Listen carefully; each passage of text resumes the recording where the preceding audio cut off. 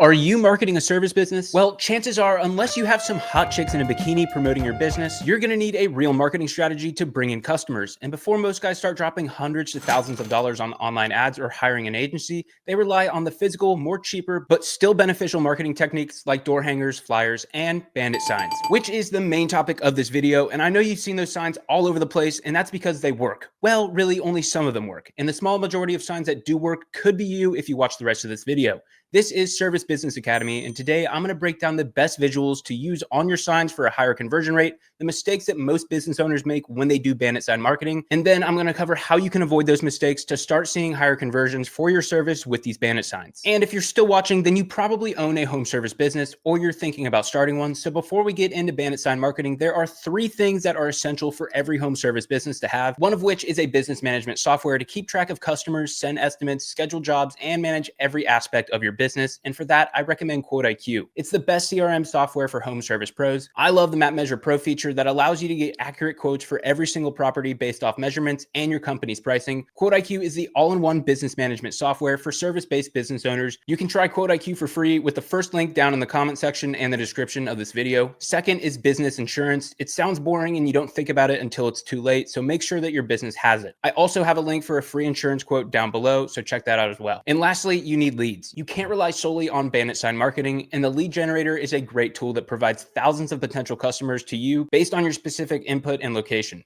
So if you're ready for an easy way to get in front of hundreds of leads in your specific area, go check out the lead generator. Links for all 3 of these resources down below. Okay, so if you're going to use bandit signs to get more business, the first thing that matters is your design, because if your signs don't catch attention in the first 1 or 2 seconds, it's like they're not even there. So let me say this up front, this isn't a time to be creative or clever. Your goal isn't to win a graphic design award. Your goal is to get noticed, be understood instantly, and get someone to call you. The first rule is simple. Keep it black and white. No fancy colors, no gradients, no flashy logos, just a black background with bold white letters or vice versa. High contrast is what stands out, especially from across the street or when someone's driving at 30 or 40 miles per hour. And don't use thin fonts. Use the biggest, boldest font you can find, the kind that you'd see on a construction warning sign, big letters, big phone number, that's it. And if it can't be read from 30 feet away, it's useless and you need to remake it. Now think about who you're actually marketing to. You're going after homeowners, right? And a lot of the time, especially in good neighborhoods, these are older people. So what do all older people have in common? They don't have great eyesight. Sorry, old people. So if your sign is hard to read, too small, or even too cluttered, they're not going to call you, even if they wanted to. So keep it simple, no logos, no social media handles, no QR codes, nobody's scanning a QR code at a red light. What actually works is just having the essentials, your service, lawn care, pressure washing, junk removal, whatever it is,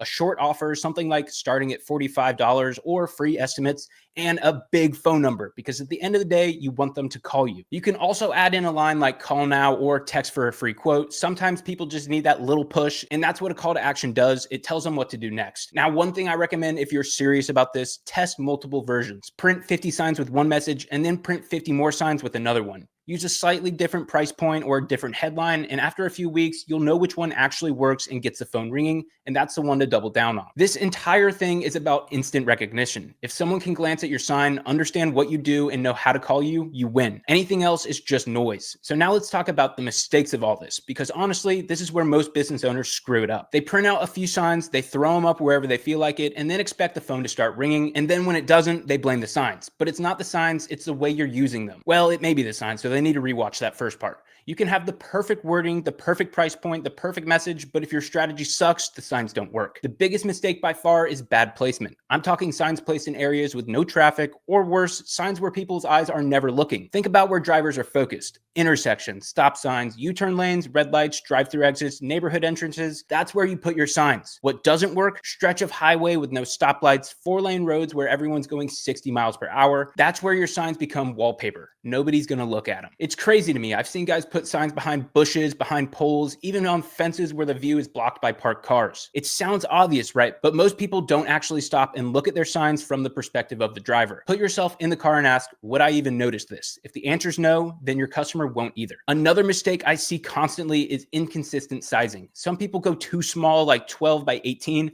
Don't do it. If you're going to take the time to print and place these signs, go with something bold. 18 by 24 is the minimum. You want something that pops from a distance and gives your message room to breathe. But here's the silent killer. They don't do it enough. If you think 10 or 20 signs is going to flood your schedule with leads, let me save you the disappointment. It won't. You need volume and saturation. Marketing is repetition. People don't respond the first time they see something. They respond when they've seen it enough and they start to trust it. When they've seen your sign at stoplight, at the neighborhood entrance, and the gas station exit, they start to believe your business is real. Another rookie mistake is treating it like a one-time drop. Bandit signs are not a permanent fixture. They get pulled down by code enforcement, the HOA, random people, or your competitors. So if you're not replacing them, you're disappearing. It has to become a routine. You have to expect to lose. Some weeks you'll lose 20 signs and get 4 calls, but the next week you might lose only 5, but land a $500 client, and that's part of the game.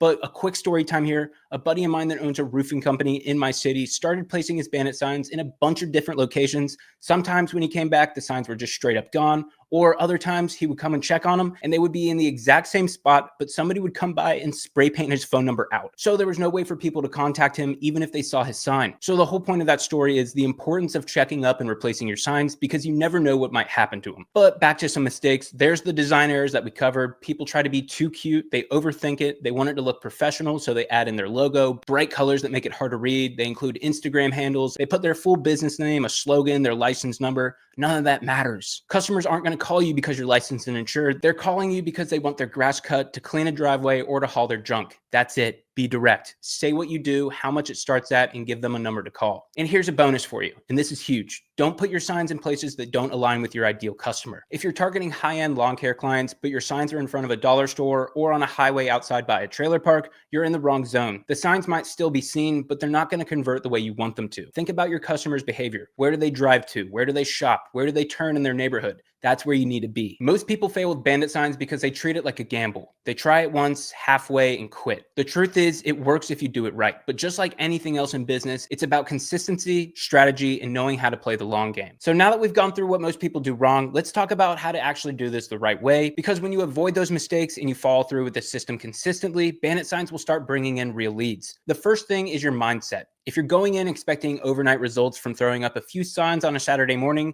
don't even bother. You've got to think about this in terms of volume and repetition. That's the game here. You need people to feel like your business is everywhere. That's how you build trust without ever saying a word. And when they've seen your sign on the way to work, on their way to pick up their kid, and again at the grocery store, you're no longer a stranger, you're familiar. Now, when it comes to execution, here's the move. Print at least 100 signs to start. That's your baseline. And don't put them all up in the same day. Spread them out strategically. Hit high traffic areas first, intersections with red lights, turn lanes, places where people are guaranteed to slow down and look around. Those will be your prime spots. You should walk or drive around every location before you place a sign. Don't just throw it up in the ground and hope for the best. Angle it towards traffic. Make sure it's not blocked by a bush or a pole or a parked car. And ask yourself, if I was driving on this road, would I see this? Would I be able to read this, and would it catch my attention in 2 seconds or less? If the answer is no, reposition it or skip that spot altogether. You also need to accept the fact that these signs are going to disappear. That's part of it. So plan to replace them every week. Go on a sign run, bring fresh ones in, swap them out, move locations, and test new corners. This isn't set and forget about it marketing. This is low cost, boots on the ground, neighborhood domination. And if you do it consistently, it's going to work. And you want to track your results. Don't just go by gut feeling. This is a cool idea. Use a dedicated number just for your signs. That could be a Google voice line or a call tracking number, or you could create one with Client Hub on Quote IQ. Check it out down below. Just use something that lets your customers know when somebody saw a sign and called because of it. That's how you determine what's working, and that's how you measure your return on investment. Because once you see a certain message or location pulls better than other ones, you double down on it and start making more money. Also think about where your jobs already are. If you've got a client in a nice neighborhood, put signs near that entrance. People in the same area tend to hire the same types of services. So when they see that you've already done work down the street, it builds trust and it turns one job into 3. Another tip is don't overthink the message. The most effective signs are the most boring. Lawn care, starting at $45, call now, driveway cleaning, free estimates, phone number. That's what people need.